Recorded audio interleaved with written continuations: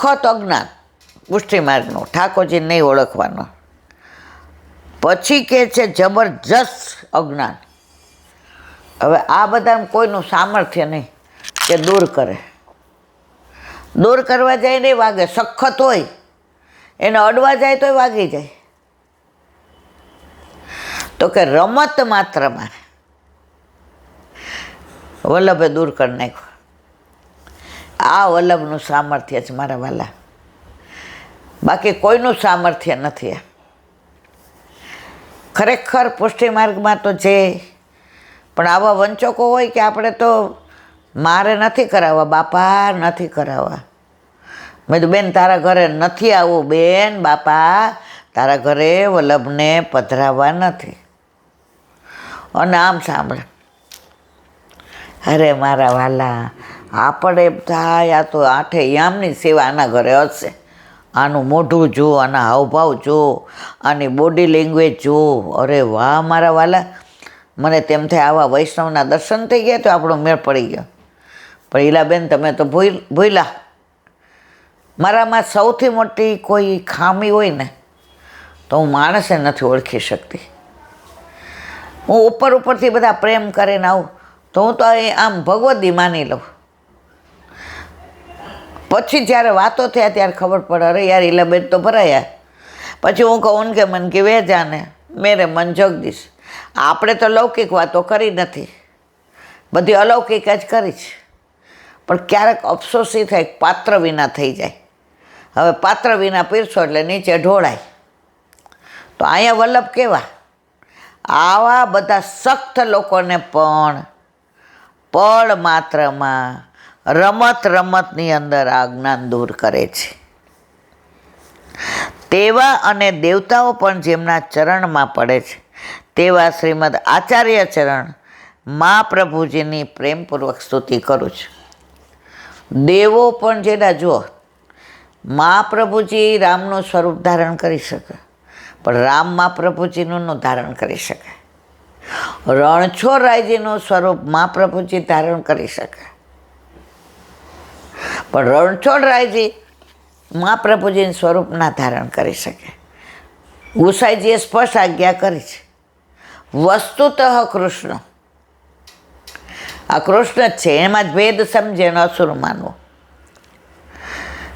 શ્રી ઠાકોરજીના ચરણારવિંદમાં સતતજીનું ચિત્ત ચોટેલું છે તેવા અને નિજ સેવકો પર અઢળક કૃપા વરસાવતા શ્રી હરિરાય મહાપ્રભુજીને હું પ્રણામ કરું છું. કોણ કહે છે? અનુરુદ્ધજી.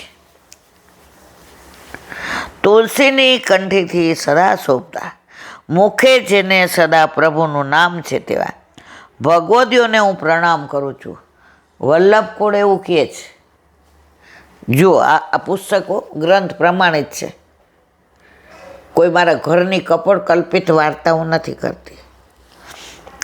તુલસીની કંઠીથી સદા શોભતા, વૈષ્ણવ હોય ને કંઠી વિના ન રહે. પણ હું ઘણી જગ્યાએ જાઉં ને તો 2-5ના ગળામાં ન હોય, એટલે આપણને આમ જય શ્રી કૃષ્ણ કરો, ઈલાબેન જય શ્રી કૃષ્ણ, એ બહુ સરસ સત્સંગ, બહુ આનંદ આવ્યો, અરે બાપા આટલી વારમાં તો, એટલે આપણે તો રાજી થાય. પછી હું કહું કંઠી લે ક્યાંક પડી ગઈ લાગે છે, ખોવાઈ ગઈ. આપણને ઉલ્લુ બનાવે ને એની બોડી લેંગ્વેજથી ખબર પડી જાય.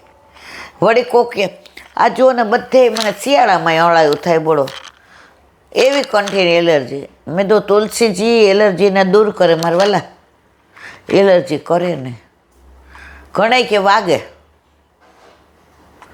આ બધાનો કોઈ જવાબ નથી. તો વલ્લભ કુળ એમ કહે છે કે તુલસીની કંઠથી આ શોભતા, મુખે જેના પ્રભુનું નામ છે. ભગવદીએ કે ને અમે તો આખો દી કામકાજ કરીએ, ક્યારે ભગવાન નામ લઈએ? રાત્રે નિંદ્રા દિવસે કામ, ક્યારે ભજશો રાધે શ્યામ. हाथों से करो घर का काम, मुख से बोलो राधे श्याम. रघुपति राघव राजा राम, પતિત પાવન સીતારામ. તો હવે પછી આગળ બોલો હરિરાય મહાપ્રભુ. દયારામભાઈના ચંદ્રાવલા એ વલ્લાભ. આ તો એટલું દુઃખે સખત. 8મા ચંદ્રાવલાજીનું અનુસંધાન કરીએ છીએ. કાલે આપણે અનુસંધાન કર્યું, હરિનું આપ્યું તે કદી નાશ ન થાય. ઠાકોરજી આપે ને એનો નાશ ન થાય, માણસ આપે ન થઈ જાય. માણસ આપી આપીને શું આપે તમને? જે નાશવંત વસ્તુ હોય આપે. આજે ઘણા એમ કે બેન અમે આમ તમારા માટે, મારા વાલા આજે તમે એક નિયમ લઈ લ્યો છે કે મારે કોઈનું લેવું નથી. તમે મને આપો, મારે જોઈએ જ તમારી પાસેથી. સતત હરિનામ લેવડાવો મને, જે બજારમાં વેચાતું નથી મળતું. બજારમાં વેચાતું મળે છે ને એ મારી પાસે બધું છે, પણ જેની કોઈ કિંમત નથી. તમે આવો ત્યારે અડધો કલાક લૌકિક વાતો ના કરો, અલૌકિક કરો, અને તમે ભગવત નામ લ્યો ને મને લેવડાવો તો અવશ્ય હું લઈશ. પણ કોઈ ભૌતિક વસ્તુ મારા વાલા મહેરબાની કરીને, જો કે બધા જ કૃપા કરીને સમજી ગયા છે, જે વસ્તુ નાશવંત છે એને તમે મને દો કે હું તમને દઉં, શું ફેર પડે છે? હવે આગળ. પરંતુ પ્રભુ જેને વરદાન આપે છે તે પરિપૂર્ણ અને સુખદાયી હોય, તેને મિથ્યા કરવાની શક્તિ કોઈમાં નથી. જો શંકર ભગવાન ઓલા ભસ્માસુરને તથાસ્તુ કીધું, જેના માથે હાથ મૂકવી બળી જાય, આવા તો ભોળા. ભસ્માસુર કહ્યું ભાઈ તમારા ઉપર જ મૂકવું એટલે ખબર પડે. છેવટે ઠાકોરજી આવવું પડ્યું, કારણ કે વિચક્ષણતા પરમ ચતુર સુજાન કોણ, સાક્ષાત પુષ્ટિ પુરુષોત્તમ આપણા ઘરે બિરાજ તો આપણો ઠાકોરજી. જો મારા વાલા, જે વ્રજ લીલામાં વલ્લભે કહ્યું છે ને, સર્વદા સર્વભાવે ન ભજનીયો વ્રજાતિ. જે 11 વર્ષે 52 દિવસના ઠાકોરજી થયા અને જે લીલા કરી એ આપણા ઘરે બિરાજે છે. આ ભાગવતનો ઠાકોરજી કોઈ ઉપર નથી રહેતો, કોઈ વૈકુંઠમાં નથી, વ્યાપી વૈકુંઠમાં આપણા ઘરે જ બિરાજે છે. એણે જ ગોપીઓ હારે રાસલીલા કરી છે, એણે જ ગોપીઓનું માખણ ચોર્યું છે, એણે ગોપીના બેડલા ચડાવ્યા છે,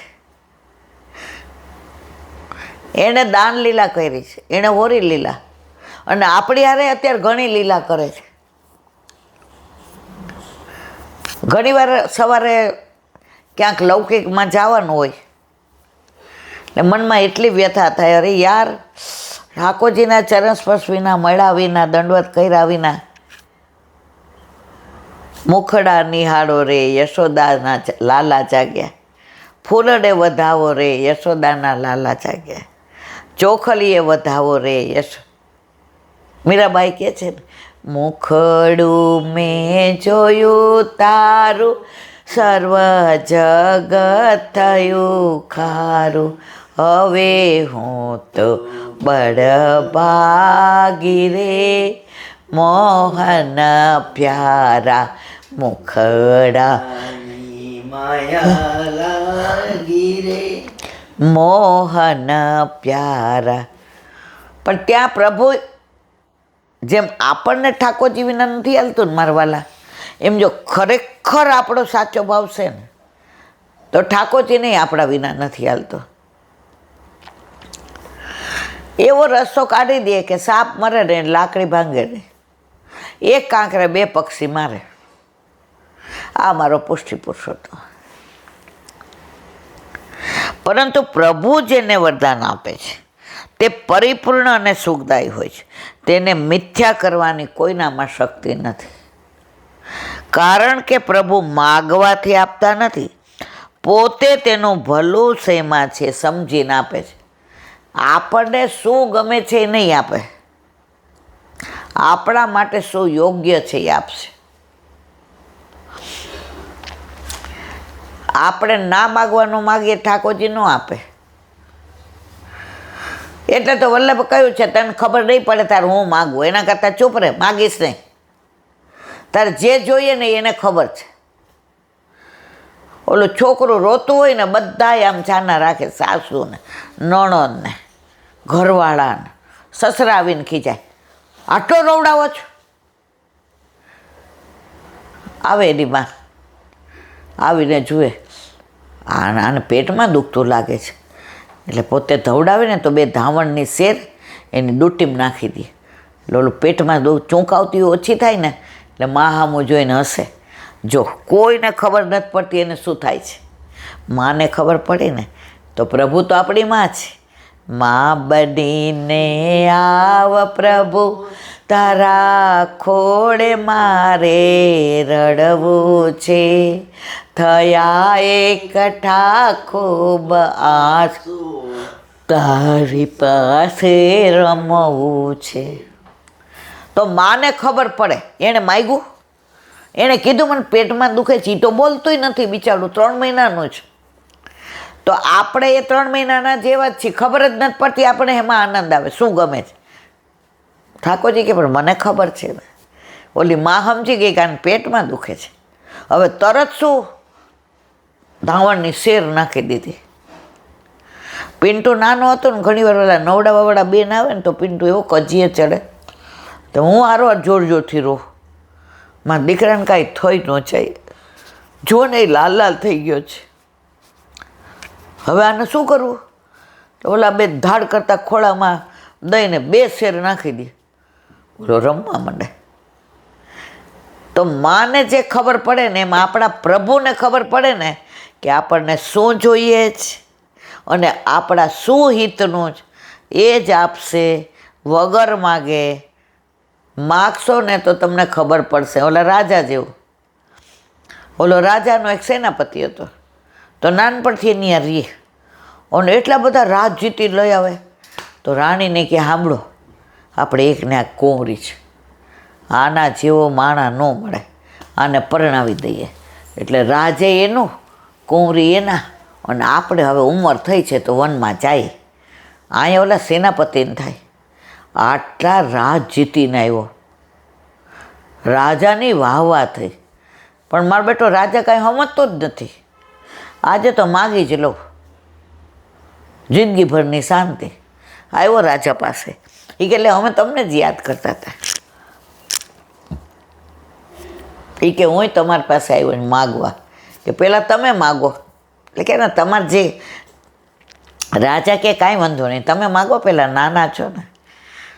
એ કે આટલા રાજ જીતા, કાલ સવાર તમે ન હો ને બીજા રાજા આવે તો એક 5 ગામ તો આપો કે મારી જિંદગી એમાં જાય. રાજા કે ફટરે ભૂંડા, અમે તો તને રાજકુંવરી પરણાવવાની વિચાર કરતા હતા કે તું રાજા બની જાય, પણ તારી લાયકાત 5 ગામની જ છે. એમાં આપણે છે ને 5 ગામવાળા છીએ, માગી માગીને 5 ગામ માગીએ. ભગવાન કે હથ, મારે તને કેવું આપવું તું, અને તે કેવું માગ્યું. નારદ મુનિએ કામને પરાજય કર્યો હતો.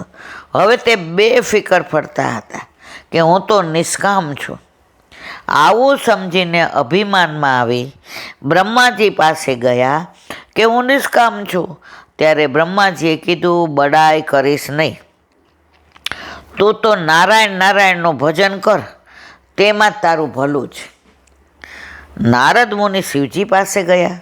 શિવજીએ પણ એમ કહ્યું, મારી પાસે ભલે આવ્યો, પણ વિષ્ણુ પાસે જઈ આવો અહંકાર બતાવીશ નહીં. નારદજીને અહંકાર છે ને, હું નિષ્કામ છું, મારી કોઈ ઈચ્છા અપેક્ષા નથી.